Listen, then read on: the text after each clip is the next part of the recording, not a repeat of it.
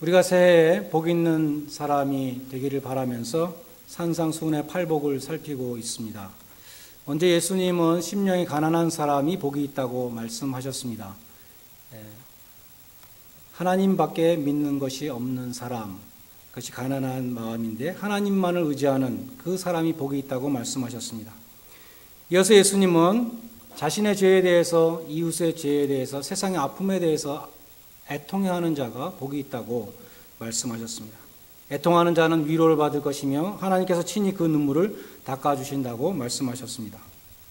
오늘은 세 번째, 온유한 사람이 땅을 차지할 것이라는 말씀을 함께 상고하려고 합니다. 영어로 성경에 보면은 온유가 meekness로 많이 번역되어 있습니다. 사람들은 흔히 meekness하고 weakness하고 혼동하기 쉬운 것입니다. 온유하다 그러면 약한 것으로, 우유부단한 것으로 그렇게 생각을 하는 것입니다. 우리말에도 외유내강이라는 말이 있죠. 그래서 온유라는 것은 실제로는 약하지 않지만 강한 자가 자신의 힘을 자랑하고 남용하는 것이 아니라 절제하는 것을 가리키는 것입니다. 윌리엄 바클레이라는 주석가는 오늘 말씀을 이렇게 풀어서 번역을 했습니다. Blessed is the man who has every instinct, every impulse, every passion under control. Blessed is the man who is God controlled. 하나님의 지배하에 있는 사람, 자기의 모든 그런 분노와 모든 본능과 이런 것들이 다 하나님의 성령의 컨트롤 아래에 있는 사람, 그 사람이 복되다, 그렇게 얘기했습니다. 피터 페이스 장군이 있는데 2005년부터 2007년까지 미군 합참의장을 지낸 군인입니다. 그가 자신이 베트남 전쟁의 위관 장교로, 젊은 위관 장교로 참전했을 때 일을 얘기한 적이 있다고 합니다. 자기가 아주 중대한 실수를 저지를 뻔한 일이었습니다. 하루는 순찰을 하는데 랜스라는 뉴욕에서 온 19살 해병이 베트공 저격범이 쏜 총에 맞고 죽었습니다. 그 총탄은 마을로부터 날라왔습니다.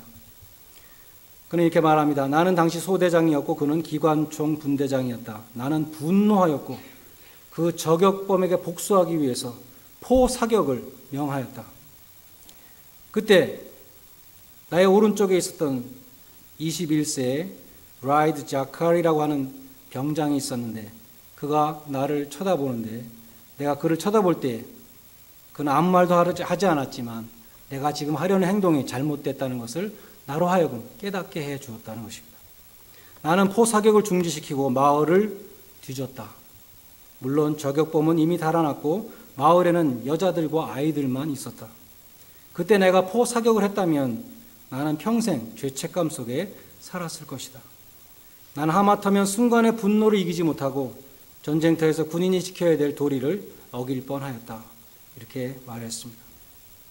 성경이 말씀하는 대표적인 온유한 자가 모세라고 민수기 12장 3절에 기록되어 있습니다. 이 사람 모세는 온유함이 지상의 그 어떤 사람보다 더 승하더라. 가장 온유한 사람이었다라고 그렇게 말하는데 그 모세 역시 유약한 사람이 아니었습니다. 그는 젊었을 때 애굽 사람이 자기 동족을 치는 것을 보고 그 애굽 사람을 쳐 죽였던 사람입니다. 그는 나중에 이스라엘 백성의 영도자가 되었을 때에도 이스라엘 백성들이 금송아지 앞에서 춤추는 것을 보고 하나님 앞에 받아온 그 십계명 돌판을 산 밑에 집어 던져 깨트려버린 그런 사람이었습니다. 그는 우유부단한 인물도 아니었습니다. 그는 바로의 공주의 아들이라 칭함을 받는 것을 거절하고 도리어 하나님의 백성과 함께 고난받기로 결단한 사람이었습니다. 그런데 이 모세가 세상에서 가장 온유한 사람이었다는 평가를 어디서 받게 되었는가? 그 장면을 보면 가족들 간에 일어난 일이었습니다. 가장 가까운 자기 형제들이 모세를 비방한 일이 있었습니다. 모세가 구스 여자를, 이디오피아 여자를 후처로 들였을 때 미리암과 아론이 형제들이 모세를 비방했습니다. 모세도 별 볼 일 없구나 그렇게 말했습니다. 하나님이 모세하고만 말씀하셨느냐? 우리하고도 말씀했다. 모세나 우리나 다 똑같지. 그렇게 비방했다는 것입니다. 그런데 성경에 보면은 바로 그 다음에 아무 말씀이 없이 이 모세의 온유함은 지면의 모든 사람보다 승하더라. 모세가 아무 말도 안 했다는 그런 뜻입니다. 비방을 묵묵히 받았다는 것입니다.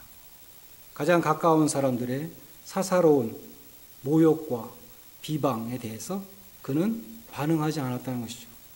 그런데 하나님이 그거에 대해서 간섭하셨습니다.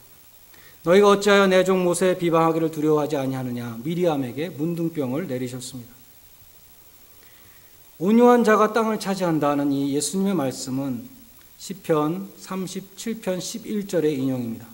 시편 37편을 우리가 읽어보면 1절에 이렇게 시작합니다. 행악자를 인하여 불평하지 말며 불의를 행하는 자를 투교하지 말지어다. 그러면서 나갑니다. 여호와 앞에 잠잠하고 참아 기다리라. 분을 그치고 노를 버리고 불평하지 말라.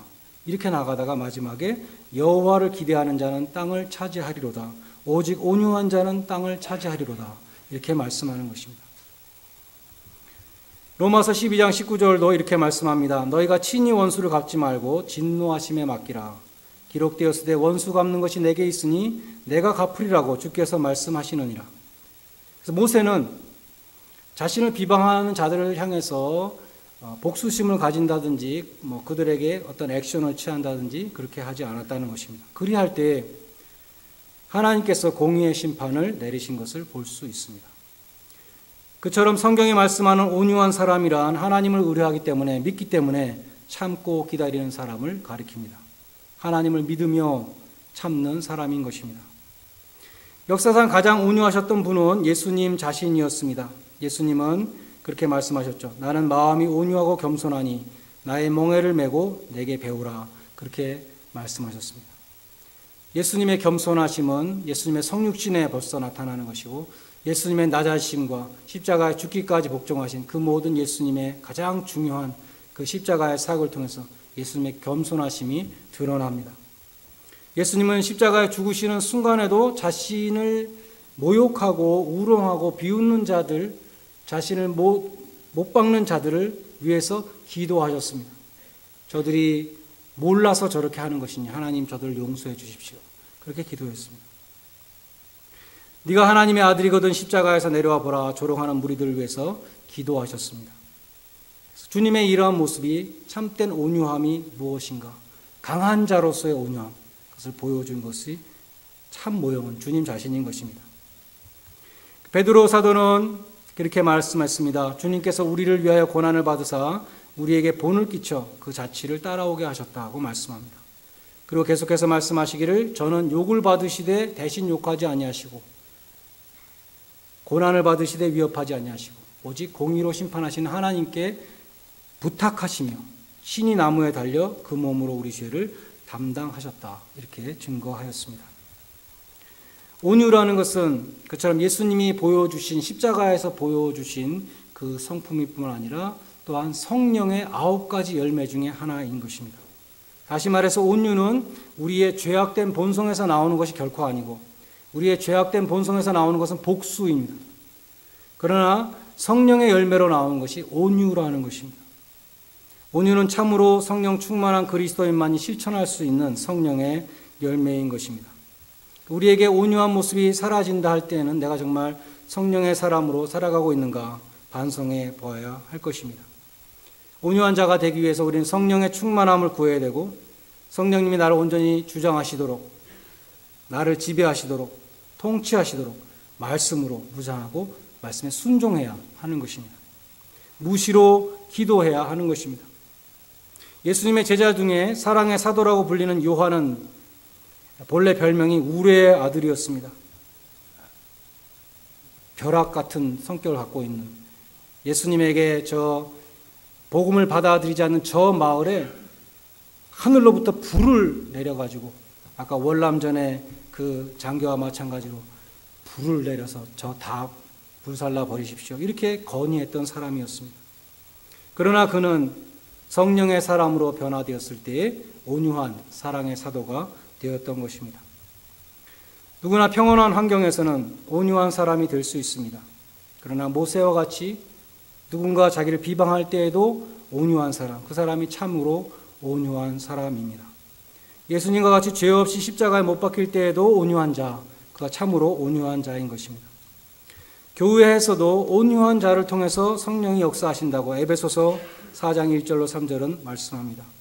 너희가 부르심을 입은 부름에 합당하게 행하여 모든 겸손과 온유로 하고 오래 참음으로 사랑 가운데 서로 용납하며 평안에 매는 줄로 성령의 하나 되시 하신 것을 힘써 지키라고 말씀합니다. 교회에 많은 다툼과 교회에 많은 분쟁이 있기 때문에 사도 바울은 교회를 섬기는 주의 종들에게도 온유를 명했습니다. 마땅히 주의 종은 다투지 아니하고 모든 사람을 대하여 온유하며 가르치기를 잘하며 참으며 거역하는 자를 온유함으로 징계할지니 혹 하나님이 저희에게 회개함을 주사 진리를 알게 할까 하며 저희로 깨어 마귀의 올무에서 벗어나 하나님께 사로잡힌 바 되어 그 뜻을 쫓게 하실까 함이라. 예수님은 온유한 자가, 그러한 자들이 결국 땅을 차지할 것이다. 땅을 기업으로 받을 것이다. 그렇게 말씀하셨습니다. 온유한 자가 승리한다는 그러한 말씀입니다. 성경에서 온유함으로 하나님이 주시는 땅을 차지한 대표적인 인물이 이삭이 있습니다. 창세기 26장에 보면 하나님이 주신 약속의 땅을 이삭이 떠났습니다. 약속의 땅에 기근이 있어가지고 못 살겠다. 그리고 블레셋으로 갔던 것이죠. 하나님이 다시 이삭을 블레셋으로 불러오십니다. 블레셋에서부터 약속의 땅으로 불러오시는데 이삭에게는 많은 어려움이 있었습니다. 계속해서 우물 때문에 싸움이 일어났던 것입니다. 그럴 때마다 이삭은 싸우지 않고 양보했다는 것이죠. 그러다 보니까 하나님의 약속하신 땅에 와서 하나님이 주신 약속의 땅을 받게 되었다는 것입니다.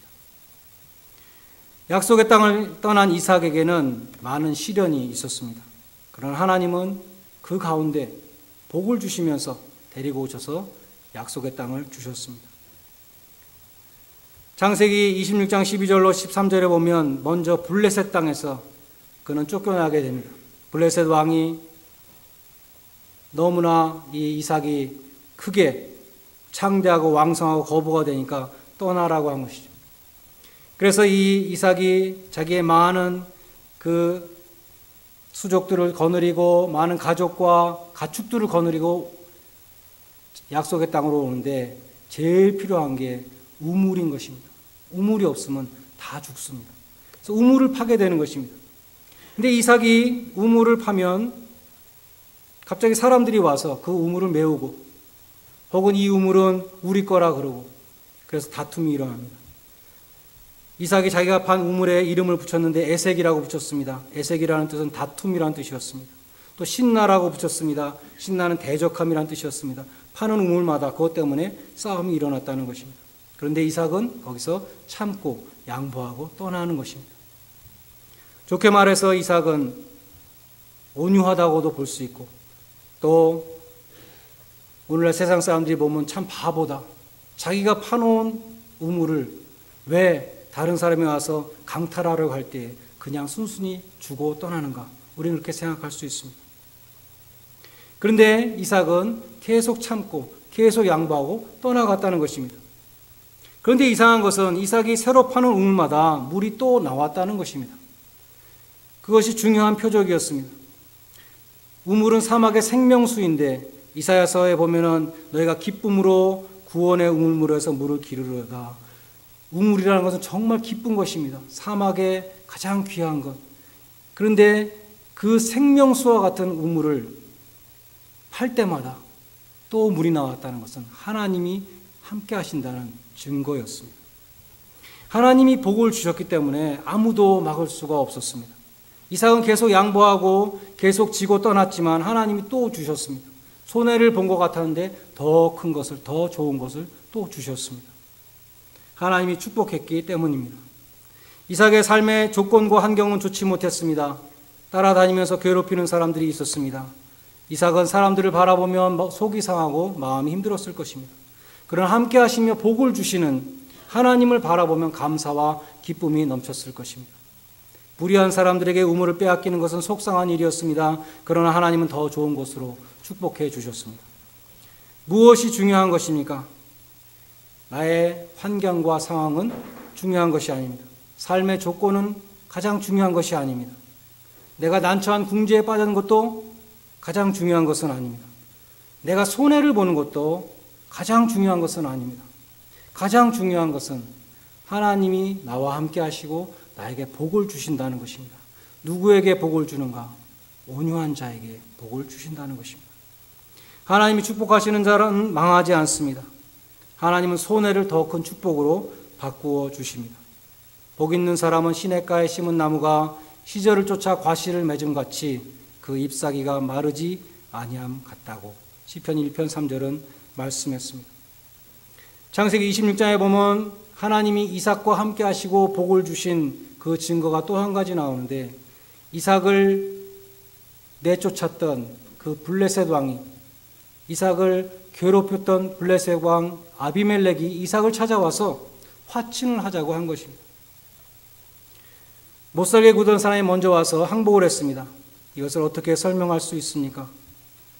신명기 28장에 보면은 하나님의 말씀에 순종하는 자들에게 주시는 축복이 있는데, 그 긴 축복문 가운데 이런 구절이 있습니다. 내가 여호와의 이름으로 일컬음을 세계 만민이 보고 너를 두려워하리라. 아비멜렉은 이삭을 두려워했습니다. 이삭 자체는 약한 사람이었지만 하나님이 함께 하심을 봤기 때문에 고백을 했습니다. 여호와께서 너와 함께 계심을 우리가 분명히 보았도다. 그리고 또 이렇게 말합니다. 너는 여호와께 복받은 자니라. 결국 손해만 보고 지기만 했던 이삭이 승리했습니다. 그것은 이삭이 쟁취한 것이 아니라 하나님이 주신 승리였습니다. 이삭은 온유하였고, 이삭은 손해를 보았고, 이삭은 피해를 보았습니다. 자기가 판 우물의 권리도 양보했습니다. 그러나 마침내 원수가 스스로 찾아와서 화친을 청하는 하나님의 놀라운 솜씨를 목도하게 되었습니다. 승리는 하나님이 주시는 것입니다. 마지막 카드는 하나님이 갖고 계십니다. 고린도서 4장 8절로 9절에 보면 우리가 사방으로 우겨쌈을 당해도 쌓이지 아니하고, 답답한 일을 당해도 낙심치 아니하고, 거꾸로 트림을 당해도 망하지 아니하고, 핍박을 받아도 버림받지 않는다고 말씀합니다. 바울은 가는 곳마다 사방으로 우겨쌈을 당하고 핍박을 당하고 매를 맞고 옥에 갇히는, 그렇지만 바울은 승리의 삶을 살았습니다. 하나님이 주시는 승리. 예수님도 매 맞고 희롱당하고 십자가에 못 박혀 피 흘리며 죽으셨지만 골로새서 2장 15절에 보면 사탄, 마귀, 사망의 권세를 밝히 드러내시고 승리하셨느니라 라고 말씀합니다. 겉으로 볼 때는 진 것 같지만 나중에 뚜껑을 열어보면 승리하는 사람들이 바로 온유한 사람들입니다. 그것을 믿는 사람들은 환경과 사람들로 인해서 일어나는 마음속의 분노와 불평과 원망과 같은 쓴뿌리들을 다 씻어버릴 수 있습니다. 성경은 온유한 사람이 땅을 차지할 것이라고 말씀했습니다. 이 땅의 진정한 승자가 된다는 것입니다. 세상적인 상식으로 보면 온유한 사람은 손해만 보아야 합니다. 망해야 됩니다. 그러나 하나님을 믿고 의지하기 때문에 온유했던 사람들은 하나님이 주시는 승리가 있다는 것입니다. 하나님이 주시는 복은 아무도 막을 수가 없습니다. 온유한 자가 사람의 마음을 얻죠. 그것이 땅을 차지하는 것입니다. 온유한 사람이 전도를 합니다. 그것이 하나님의 나라를 넓히는 것입니다. 온유한 사람이 세상 사람들로부터 당신과 함께 하시는 하나님을 찬송합니다라는 그러한 말을 듣게 된다는 것입니다. 온유한 사람이 영적인 땅을 차지하게 되는 것입니다. 복음으로 하나님의 나라를 확장시키는 것입니다. 예수님은 온유한 자가 땅을 기업으로 받을 것이라고 말씀하셨습니다. 온유한 자가 승리한다는 말씀입니다. 우리가 마음을 다스리지 못하고 화를 낼 때 우리는 마귀의 시험 앞에 무릎을 꿇게 되는 것입니다.